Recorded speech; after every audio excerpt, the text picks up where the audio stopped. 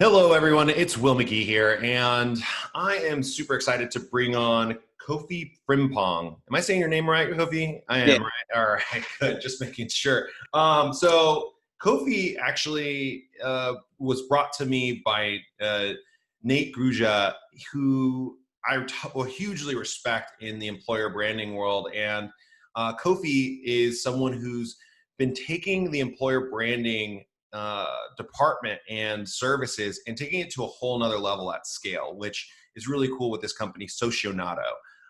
So I'm excited to have us jump on the line and go over some of the employer branding strategies that we could probably employ right now. I think we're going to talk a lot about positioning and influence and how that works. But before we even jump into it, Kofi, can you go ahead and give the guys and gals an introduction of who you are? Yeah, absolutely.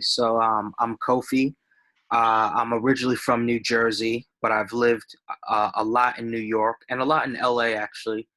And I'm the co-founder of Socionado. So what Socionado is, we match freelance employer brand teams to organizations to create monthly content showcasing company culture, workplace diversity, employees, and very interestingly enough, especially with COVID-19 going on, we've been creating a lot of content remotely for our freelance teams, and they've been a lot of audio-based content, written content, and actually some video content in pretty unique ways as well, storyboarding and editing work from home videos. So yeah, that's my background. Yeah, Kofi, you come from a really interesting background too. You have that sales, marketing side of your experience. What brought you into the employer branding world? Like, it wasn't a straight trajectory for you. Yeah, I think so. I've done a lot of sales. I did a lot of marketing. I was very big in the influencer marketing space. Right now, there's like a million influencer marketing companies, but when I was in it, it was honestly like myself and maybe two other companies. And I think that the interesting thing is that employer branding is one of those spaces that doesn't really have the most talented marketers or branding people, not because people in employer branding aren't talented. It's just that the most talented people usually go to consumer branding or corporate and things of that nature. So I just really saw an opportunity to do really interesting things in this space that no one's seen before. And it makes it fun because things that in consumer branding or corporate branding that have been done all the time, people in employer branding are just starting to see it. Like, to give you an example, I saw someone at Unilever have an influencer come into their office and do like a day in the office, right? Like, no one does things like that in employer branding. That's like a first for them.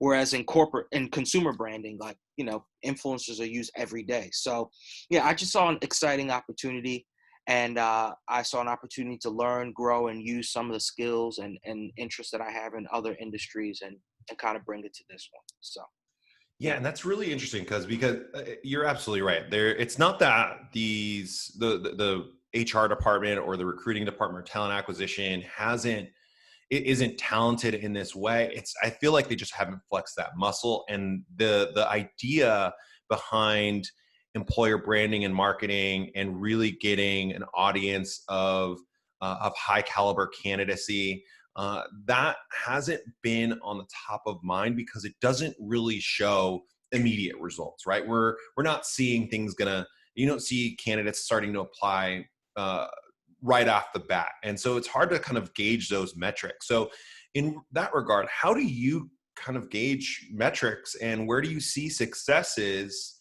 And how can a employer look at this as a long-term play? so I like to think about things sometimes in a parallel universe with say content marketing in general for customers, because it makes people think about things, right? So I say that to say, like, I'm in a B2B business, right? And content marketing is one of those things that maybe doesn't necessarily get me customers right away, but I understand the long-term value of building myself as a thought leader, and our expertise. And eventually that always turns into interested inbound interests, right? That's kind of the way I look at employer branding as well. I could be at a company currently, but I'm seeing incredible content about what another company is currently doing, how they're working, how they're operating, their employees, their team members. I go on LinkedIn and 20 of their employees are constantly posting content because you could tell they're excited about what they're working on. And now all of a sudden, when I'm starting to think about other options as I'm leaving my position, they're the company that comes to mind, right? So I think that the metrics that a lot of companies like to think about immediately is, oh, how many applications are we getting for particular jobs? How did that convert into interviews, and how did that convert into actual hires? Those are all pretty important metrics to measure. Specifically, when you're thinking about your job hiring site or even other platforms. But then also, I think employee engagement with employer branding content is important as well, and measuring that and how engaged employees are on the type of content, whether you're sharing it internally or externally. I always say this, it's always interesting to me, and you can tell when this is genuine or not genuine when you'll see like a company with 100 employees and 15, 20 of those employees are like literally like sharing something. Like you can tell when it's forced, and you can tell when it's just like a genuine excitement for it. Or like an employee's been promoted to a position and you could see 10, 15 employees like, congratulations. It just shows culture. And that's not to say you have to show that online, but it means something when it's externally shown, which is what employer branding is, the process of showing that company culture that you have, online. So yeah, those are the metrics I'd look at, and there's a lot of value in that might not come right away, but it always kind of reveals its importance in the long run. Yeah, and that's really interesting because I've been saying this for quite some time with my clients. It's not about just getting the application. It is really about identifying and understanding your candidate and the type of people that you want to bring into your organization, then attracting them with some really sticky content that gets them excited or interested to learn more about what you're doing. And they may not apply today, but your recruiters and your hiring managers are going to have such an easier time really getting them interested in the role than if you didn't do it. If you're just reaching out to them whenever you need something, like nobody wants to work with, and I think this is in general, but nobody wants to work with anybody like if that just comes to me when they need me, right? Uh, There's nothing that I want to do for that, right? And that's my kind of psychology behind it, or that's my justification, if you will, because if I have a friend, even if I love this person, if they just constantly come out with a handout like, can you do this for me, I'm Yeah. not really that excited. But Hmm. if you're providing some value, some interest, some entertainment, showcasing how cool you are, on the Instagram side, right? Like whatever it might be, it makes it really easy to get that conversation started. Yeah. So yeah, and that kind of goes into our next point, because you've done some really good influencer work, and you'd mentioned that, right? And one of the things that we are trying to tell some of our hiring managers is to get more active, do more the uh, on the LinkedIn side, especially now that there's so many eyeballs on the platform, and then also really showcase culture off platform. Where else can you put it on? So, how does one even start to become an influence within the field? Like, where do you even begin? So become an influencer in employer branding, you mean? Yeah, or in within like a particular with if I'm talking to an engineering manager at a small startup that's probably got 10 or 15 people, and he's trying to start, and he's bought into or she's bought into the idea that they need to get more content out. Where do they start? How do they begin? Gotcha. So I think that the easiest place that a lot of people think immediately is social media. But I think that writing is the easiest way to start. Just write. just and the thing about writing is you just learn to kind of get better at it once you write consistently. Go hop on Medium or your company blog and write some posts, write some interesting posts, especially like with the example you gave me, the engineering manager. You know, people want to hear your insights. People probably want to hear how you manage things, how you oversee things. Write that type of content and share it. Share it on the types of platforms where the people you're targeting are going to be on, right? Maybe they're, I know on Twitter there's a large presence of engineers, and I'm just using your example, just it can be applicable to other things, but um on Twitter, there's a lot of engineers. On other platforms and forums and things of that nature where a lot of engineers hang out. I think writing is the easiest way to get started. Before you start hopping into these video content and podcasts and audio things, I think writing is what I always like to suggest to people. I come from a writing background, and it's easy to kind of set yourself to say, hey, let's write once every 2 weeks. Let's write once a week, whatever it may be, and write your thoughts on different things, because there's always an audience for it. And I think what stops a lot of people is they think, well, will people really care about what I have to say? Or, hey, there's like 10 other experts. They're all saying around the same things that I'm saying. So Mm. people get discouraged. You'll be really surprised. You'll be very surprised because there's always an audience for your perspective, because everyone comes from a unique background, so they approach it differently.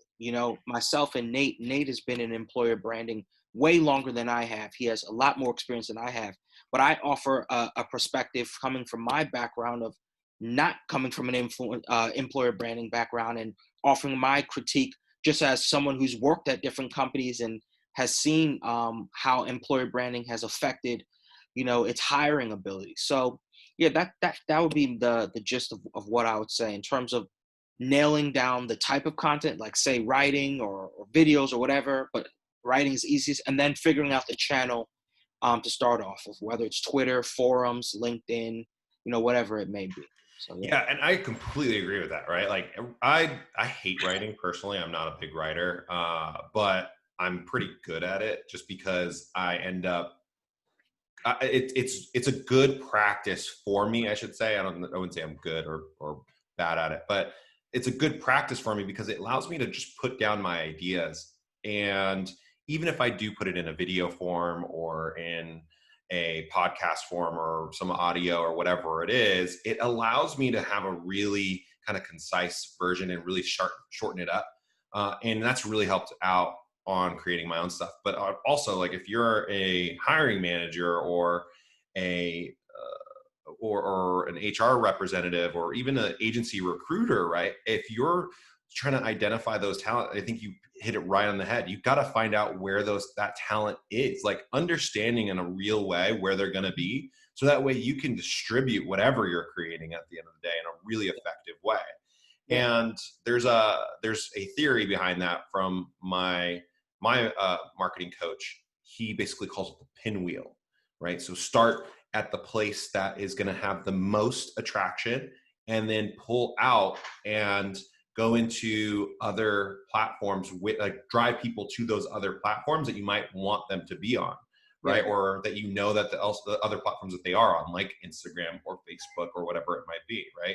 You know, So yeah. that reminds me, it kind of makes me laugh when I hear you say that, because I told you I was in the influencer marketing game, and I'm friends with people who, when I met them, they had 5,000 followers, and now they have millions. Yeah. And they all started usually on a platform like, say, Instagram, grew a following, then said, okay, now I'm going to start a YouTube channel, Yep. grew a following. Then they said, you know what, I'm going to start posting on Twitter more. Started like that's kind of like how they expanded. It wasn't like just all at once a bunch of different. They always focused on one, or the opposite way. Started on YouTube, then went to Instagram. Yeah. So yeah, it's important to kind of have that focus before expanding out. So It's easy for people to get really bogged down by that idea, right? It's like, how do I get a million people to look at a post or whatever? Like, at the end of the day, just start small, focus yeah, on what you, right? And really just create content that you know is going to get engaged with. Not saying that you should be just creating, fluffy content, but create really engaging content for your target audience Yeah. that really is asking for it. So I think one of the things that really helped on our end is I have like a voice memo thing where whenever I think of something, I just talk it out and I just literally put it on there and just get it out. But yeah, how with this situation, right? We're in COVID-19, we're in the pandemic, things are crazy, money's getting tight, right? And a lot of companies are either cutting staff, furloughing, hiring's not becoming a priority. Yeah. As an agency recruiter, we've seen freezes all around, right? And I'm lucky enough to have a few clients that are still hiring, but at the end of the day, they're extremely picky, right? They're not going to hire just anybody at this point too. So what's your thoughts on how does employer branding tie into strategy right now with all that's going on? Absolutely. I think that you know, I'm not going to take credit for this. I saw someone have this tweet and he said, "Your employer brand right now is how you're reacting to COVID-19." And I thought it was so, probably said it way better than what I just said it now. But I thought that made so much sense. And I think as a company, imagine if you're able to showcase your leadership and your ability to handle this crisis to your employees as you're dealing with layoffs, furloughing, and even restructuring the work from home hierarchy and everything going on. This is how you build credibility or lose credibility, to be able to hire in the future. I'll give an example, two examples. One is Bird, and then the other is Carta. Bird, if you just do your homework on it, seems to have laid off a lot of people in a manner which was really not empathetic at all. Pissed off a lot of people.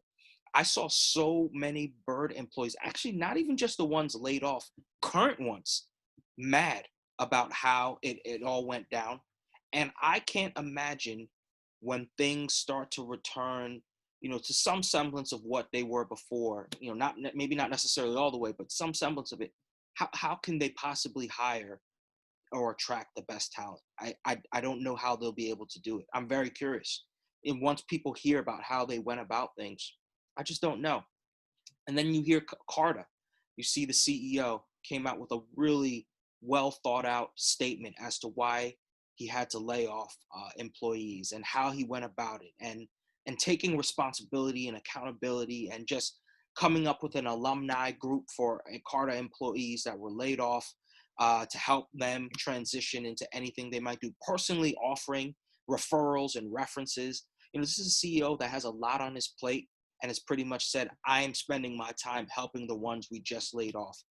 Now, how does that look to people, right?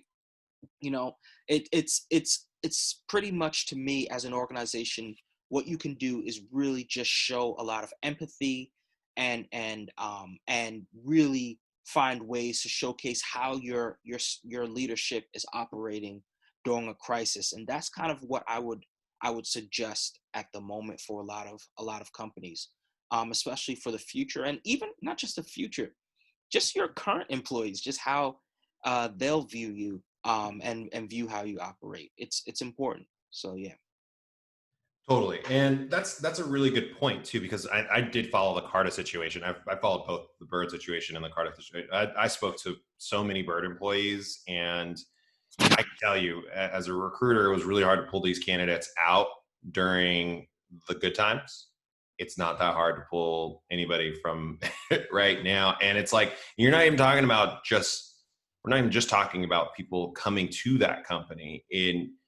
It's really going to be about keeping the people that are there. And Yeah. it's a sad situation. I think, honestly, though, and to where Bird has an opportunity in this complete PR crisis, right, is to start implementing some really good employer messaging and really trying to, fix this problem that they've created. I think if they stay behind and don't say anything at all as a reaction to it, I think that's where it's going to be really difficult, because that's just throwing it under the rug and being like, okay, well, it happened. Let's just figure it out later. And that's going to be a stain that's going to stick, and people are going to remember COVID, right? Yeah. And the unfortunate thing is, Bird was one of the first layoffs, so they have to figure it out pretty soon here. So, You um, know, you said something, and I don't know why people don't do this. I wish more companies, I like, if I was a Bird CEO, I would just come out and say, I was wrong. I'm sorry. I made a mistake. I shouldn't have done this. This is what I should have done. Unfortunately, so much was happening for me. I'm not making excuses, but I was just dealing with so much, and I showed poor leadership. But I haven't heard anything, and not I, one thing. I don't know. I don't know why people look at it as like a, I don't know, almost like you're giving in if you admit that you're wrong about something or making a mistake about something. It's almost like, no, I'm the CEO. I never make mistakes, and it's like, man, just admit you're wrong. I mean, you'll be surprised. People might actually even understand. No, But I think most people are sensible. mhm, I think I genuinely, and I've said this on LinkedIn recently. I think most people are very sensible individuals, and I think what's funny is if I go from this platform to another platform like Facebook or Instagram, it's funny to see some of the same people commenting the way they comment on those platforms, and then they comment on LinkedIn, and it's like a sensible, mindful thought and approach. But on Facebook or Instagram, it's like all of it's unleashed, right? And that comes back down to authenticity, right? If you showcase authenticity, especially in these times, it's going to be a better long run play, short run play, whatever you want to call it. It's just going to be a better play in general across the board for people to really understand you and empathize with you in this situation. And I don't think anybody's looking at Bird and saying, we don't understand why you did it. We all do. We completely get it. But at the end of the day, it's how you did it. And really understanding that the how part, you messed up. You jumped the gun a little bit. And it's a hard situation, a hard parts to cover. But a lot of people in these executive level positions, and I know a lot of CEOs, and I know a lot of them are just too afraid to admit they're wrong. If they admit they're wrong or say something like that, they do genuinely feel they're at a disadvantage. But right now is the time to say when you are wrong, because we have not experienced this ever. No one has. yeah, So even in 2008, like I remember I was going into the job market in 2008. It was bad. It sucked, but I don't know. I think this is going to be an interesting 6 months, yeah, right? So this is something that's unparalleled, right? So absolutely. where does this come into play in the future though? How do companies set up today? Like, because I know you guys have a really interesting step-by-step process and how you think about going to market with your brand, and what does that look like? Can you kind of showcase some of the methodology, the mindset to the madness? Yeah. So, you know, in terms of how we operate, um, we typically like to at least get an idea of whether or not a company has thought about their employer value proposition or not. And you'll be really surprised. I had a conversation with a company. You know the company. Everyone knows this company, one of the most well-known and successful companies. I was talking to their head of global culture, and she said they've been trying to work on an employer value proposition for the past 5 years now. Right? So yeah, and so I say that to say that uh, not every company that you think would have these types of things down packed has them down packed. So we like to at least understand if they've thought about it, and then help them to develop that. We also like to then do employer brand audit. See what type of content are you creating, on what platforms, what does the hiring process look for you, when someone goes to your site and tries to apply for a position or things of that nature. We like to kind of do an audit of that. If they're on social and they have employer branding pages, things of that nature. And then we kind of like to then think about in terms of understanding your employer value proposition, what types of content would make the most sense for you. I have a cool example actually. Last week, I was talking to a company, and she is the head of culture at the company. They have about 300 employees, and she said right now parents are really struggling because they're dealing with kids at home and coronavirus and things of that nature. So she wants content featuring different employees who are parents, sharing tips and ideas on how they're working together, how they're operating, things of that nature. Like And that. I was like, oh, that's an awesome idea. Like, let's do it. She said 40% of her employees are parents, and they're sharing different things. It's going to be video content, it's going to be audio, branded audio content, podcast content. I thought it was such a great idea. So understanding where a company is at any given time and creating content out, or having our freelance teams create content on a Mhm. consistent basis for them, that's another way we look at it. The example I gave is kind of very direct for the times right now, but for a lot of companies, there's a lot of things going on that they might want to focus on more so than others. So that's kind of like a very quick synopsis of how we operate in our process. And I think right now I say it's interesting times for us because, like you mentioned, not a lot of companies are hiring as much as they were, but they do care about internal engagement, But yeah. maintaining culture, and that's how this content can also be useful as well. So yeah, it's been interesting times, but we're kind of dealing with customers and how we can be valuable to them, in this time. Yeah, and I think what you actually had mentioned on the EVP side of things, right? The employer value proposition. It's something that's really hard for a lot of people to grasp as well, because what really is it? Is it your perks?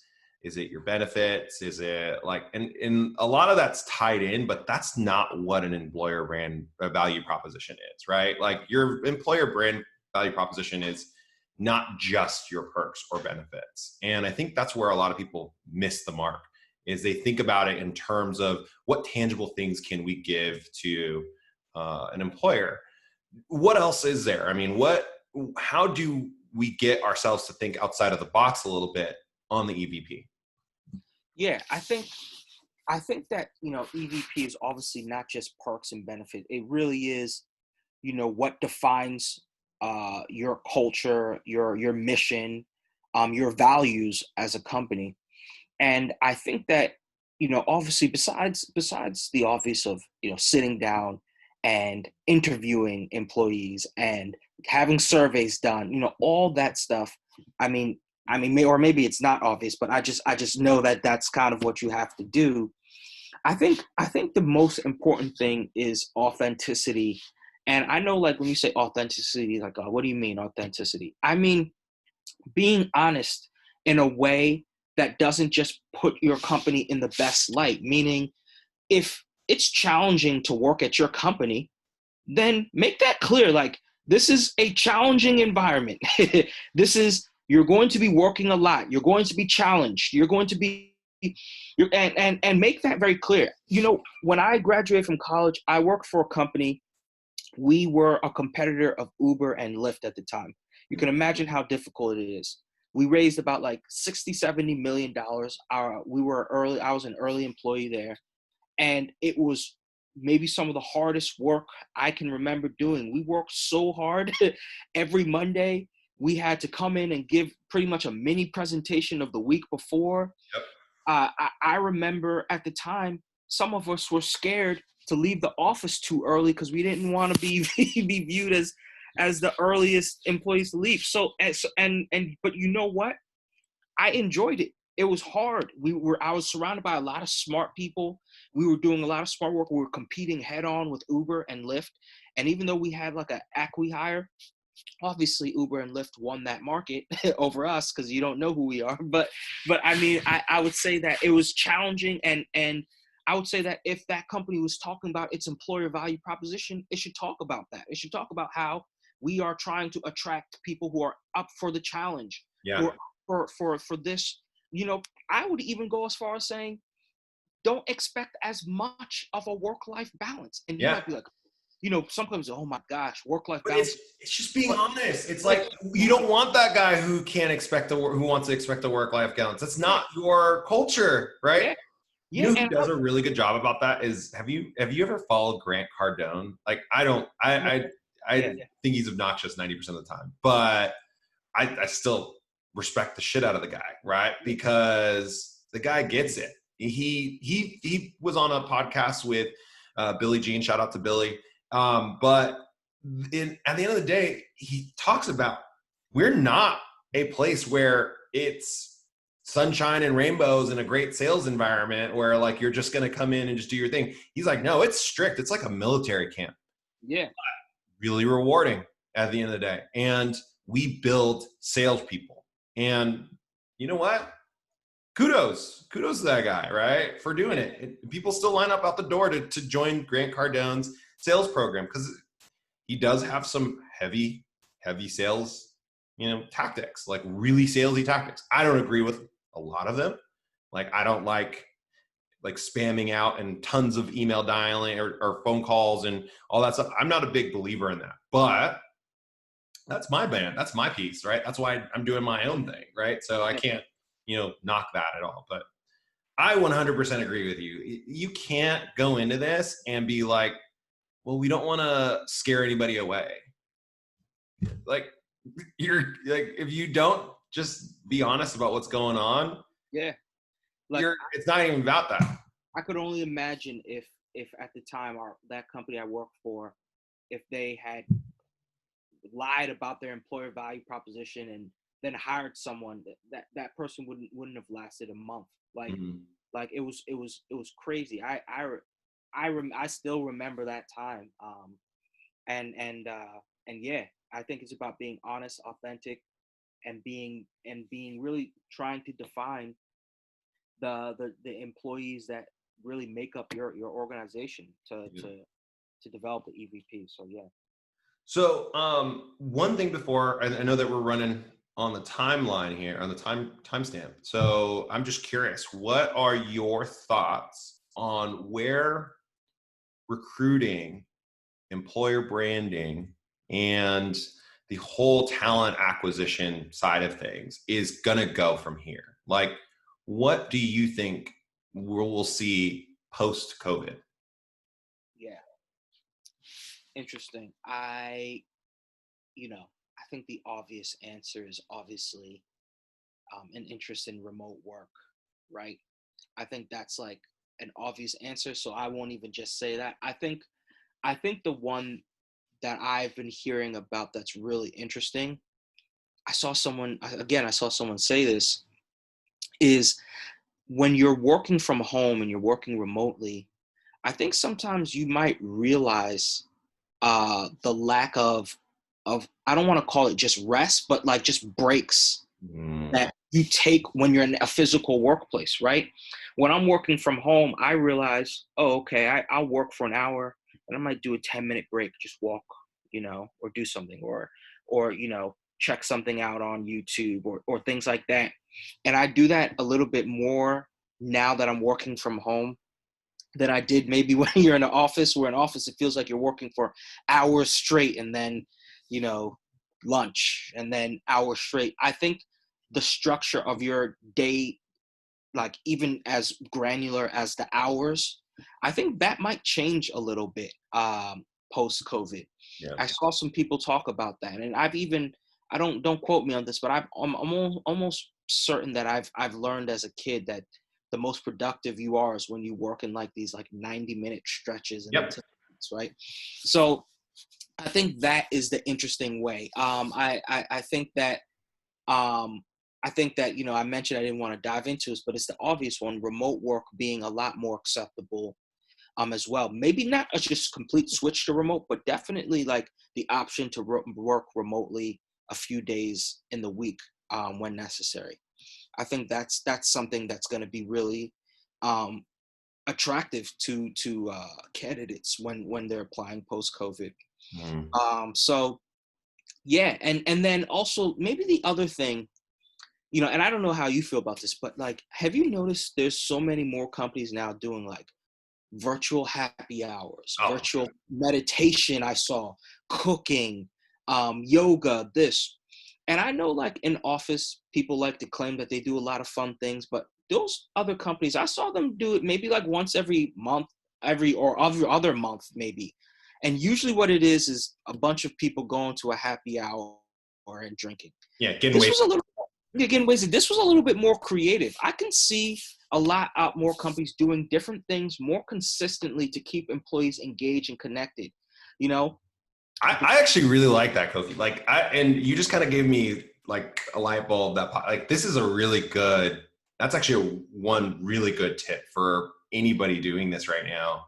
If you're looking at, if you're a hiring manager and you have a particular talent, or you have someone on your team that has a talent that has nothing to do with what you do at work, you know, having a virtual happy hour or having a virtual cooking session for like the guy who was a, you know, take home chef back in the day and worked for, you know, Mike Tyson or whatever it was, right? Before he became a software engineer or salesperson, right? That guy's passion and really showcasing that, or that girl's passion and showcasing that, at the end of the day, like that's a really good way to bring people in and making it open and just allowing it to be straight up open. Hey, this is the Quibi sponsored, you know, cooking show yeah. from, you know, one of our guys, like, and just having some fun with it. I And saw one with skincare too. That was interesting. And that's then they have, makeup sessions. There's all these different ones. Workout. I was like, man, I've never seen these companies get this creative. I've never seen it. Like they usually, when they say they do things, it's a happy hour every other month or so. I think companies are going to take these sessions, and when post COVID, they're going to do it more consistently. oh It's yeah, fun. It's engaging. A lot of employees show up. They have fun. They enjoy it, and they feel supported. I think it's smart to kind of take note of this. Yeah. absolutely. And you can even make it where it's like, because I'm pretty sure webinars can do this, where you can have a specific group of people who can engage and comment or whatever, and that could be your internal, you know, crew of people, and then make it open to the rest. And that link goes out to literally anyone else just to watch and just talk about it. Like, oh, cool! Like, look at the, you know, I didn't realize that they had a, you know, cooking club that was at Facebook. Like, Facebook does a really good job about this, by the way. Like, and I talked to one of the recruiters there, and she basically told me there's literally a group for everything, and the engagement in those groups is actually really impressive Yeah. because people are really interested in learning about each other, and that's Yeah. really cool. So By the way, it just as complete side note, I'm surprised I haven't seen more brands sponsoring these things or yes, taking active note in sponsoring these things. I'm actually thinking about it. Like I have a friend who has a D2C company. They've raised like $15 million. They have like lotion, skincare products. And he's talking about how things are kind of, tough right now. I'm like, well, I'm thinking about it. You should be sponsoring company absolutely. company sessions like these. Yeah. Kofi, I think we got an idea here. I think like this whole podcast right now, like we can't. I'm not going to spread this until we start it. So you and I, like, we got to get on the phone after this. Like, Yeah, no, I mean, like, I'm. There are companies that are slacking right now. They probably, why? Because they're so used to direct to consumer. They probably not even realize, like, oh, we can sponsor this for this company. Probably get a lot of sales from it too. Yeah. yeah, that was when I was at my last employer. One of the things that I was trying to push was a a uh, a fitness Friday, right? And it would do a fitness Friday every other Friday, and then get, you know, the big brands like Equinox and Soul Cycle or whatever it might be to sponsor an event, and basically just have them come in, and like it's specifically for HR people and or whatever engineering groups or whatever. And it's funny because I had mentioned that, and there, as an agency, recruiting agencies are very uh, what's the word, frugal. They do Yeah. not want to use any money, but we have some of the highest margins in any business, right? So crazy margins, don't want to spend any money. So I'm like, this is a genius way to get it through. And they even agreed it was a genius way, but they did not want to spend any money. It was like, it was so hard to like think about it that way. So it's really interesting on an agency perspective, how you can even facilitate that, right? So if you're an agency recruiter and you're independent, start thinking about how you're going out and identifying brands that could help or complement and connect some of the companies that you're working with or you're trying to target, right? Yeah. It's such a simple thing for you to do, and it's so outside of the box thinking that it puts you in a different position, right? As the guy who's versus the guy who's just calling a lot of people and trying to, make spaghetti stick to the wall. Yeah. So look, man, this is a great rap session. I really appreciate your time. How do people get a hold of you? Where do we find you? If there's a hiring manager or somebody that wants to pick your brain or Yeah. come on as a client. I'm pretty accessible on a lot of platforms, but if you wanted to reach me in the easiest way possible, definitely email. I'd say Kofi, Kofi at socionado.com, Socionado. But I'm on LinkedIn. I'm on Twitter. My Twitter handle's Eat with Kofi. I'm on Instagram as well, though that's kind of like more personal, cool, laid back Kofi. So I would suggest the other platforms, but yeah, that's how you can reach me. Cool, man. Well, hey, I really appreciate your time, and thank you for taking some time out of your Saturday. I know you're probably just chilling at home, but this is the time to relax. So I'm very, very thankful. So Of course. please come on again, and I hopefully we'll have more to talk about, and some more of these like deeper talks, maybe about distribution next time. That'd be a good one, right? So thanks again, and have a good one. Thanks. You too.